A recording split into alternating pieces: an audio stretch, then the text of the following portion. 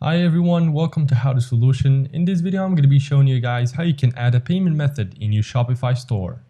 So first of all guys, you need to get into your Shopify admin account, and all you guys need to do is to click on settings at the bottom left corner and then tap on payments from over here. And now as you guys can see, you have different options. You have payment providers and also you have supported payment methods.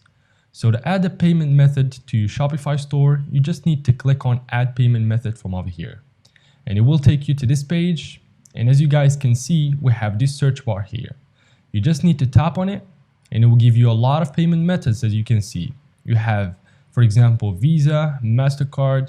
You have a lot of different options as you can see. You also have Bitcoin, Ethereum. So yeah guys, you just need to choose the option you wanted and click on it. And then it will give you different Visa options. As you can see, I'm going to choose Skrill, for example. After that, you just need to click on activate from over here. And then you just need to enter your account information and then scroll down and tap on activate Skrill. So yeah guys, that is how you can add a payment method in your Shopify store. If you found this video helpful, make sure to leave a like and subscribe to the channel. Thank you for watching. Take care until next video.